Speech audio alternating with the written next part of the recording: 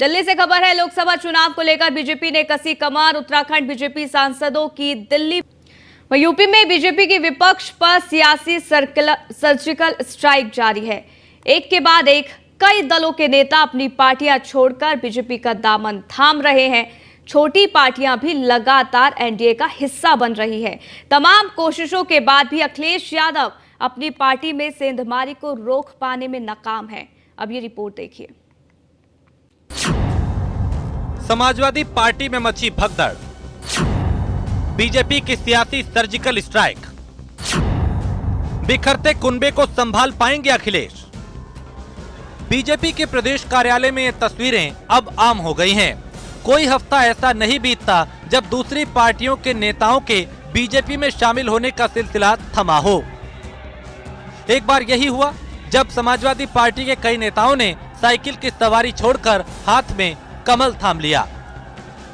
चुनाव से पहले समाजवादी पार्टी को बीजेपी झटके पर झटके दे रही है और अखिलेश यादव चाहकर भी कुछ करने की स्थिति में नहीं है। इसकी शुरुआत हुई ओपी राजभर से, जब उन्होंने सपा गठबंधन छोड़ दिया, बीजेपी के साथ एनडीए का हिस्सा बन गए। इसके बाद सपा विधायक दारा सिंह चौहान ने पहले विधानसभा पद से इस्तीफा दिया, उसके बाद बीजेपी का दामन थाम लिया। ओपी राजभर ने दावा किया था कि कई सपा नेता जल्द ही बीजेपी का हिस्सा होंगे। पहली बार ओपी राजभर का दावा सच साबित होता दिख रहा है। सवाल उठता है कि क्या अखिलेश यादव अपनी पार्टी को संभाल नहीं पा रहे? समाजवादी पार्टी के वो नेता जो सपा की सरकार में अच्छे पदों पर रह चुके हैं, आखिर उनके मोहभंग होने की वजह क्या है? क्योंकि हाल फिलहाल सपा छोड़कर बीजेपी में शामिल हुए कई नेता ऐसे हैं जो स्वर्गीय मुलायम सिंह यादव के बेहद करीबी रह चुके हैं। तो क्या सपा में अखिलेश को लेकर एक धड़ा नाराज चल रहा है, जिसका नतीजा इस दल बदल के जरिए सामने आ रहा है? वजह जो भी हो, लेकिन समाजवादी पार्टी में मची इस भगदड़ का असर लोकसभा चुनाव में होना तय है। अभी जिन नेताओं ने अखिलेश का साथ छोड़ा है, उनमें 2019 में पीएम मोदी के खिलाफ सपा प्रत्याशी रही शालिनी यादव का नाम प्रमुख है।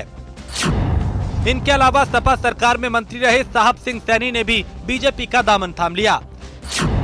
पूर्व मंत्री जगदीश सोनकर, पूर्व विधायक सुषमा पटेल और पूर्व विधायक अंशुल वर्मा ने भी समाजवादी पार्टी का साथ छोड़ दिया। इसके अलावा बीजेपी ने आरएलडी का बड़ा विकेट गिराया है। पूर्व सांसद राजपाल सैनी भी बीजेपी में शामिल हो गए। कहना गलत नहीं होगा कि चुनावी रणनीति के मोर्चे पर बीजेपी समाजवादी पार्टी से काफी आगे निकल चुकी है, क्योंकि समीकरणों की सियासत में बीजेपी ने हर उस तबके के बड़े चेहरे को साधने का सिलसिला शुरू कर दिया जो जीत हार का गणित तय कर सकते हैं। इन्हीं में से एक समाज है सैनी समाज। पश्चिमी उत्तर प्रदेश में सैनी वोटरों का मूल पेशा सब्जी की खेती करना है। ये समुदाय ओबीसी कैटेगरी में आता है। इनकी तादाद सबसे ज्यादा सहारनपुर, मेरठ, मुजफ्फरनगर, शामली, बुलंदशहर, बिजनौर और अमरोहा जिलों में है। इन जिलों में जीत हार तय करने में सैनी समाज की अहम भूमिका है। साथ ही 2 दर्जन से ज्यादा विधानसभा सीटों पर भी इस समाज का असर है। ये समुदाय कभी किसी पार्टी का हार्डकोर वोटर नहीं रहा।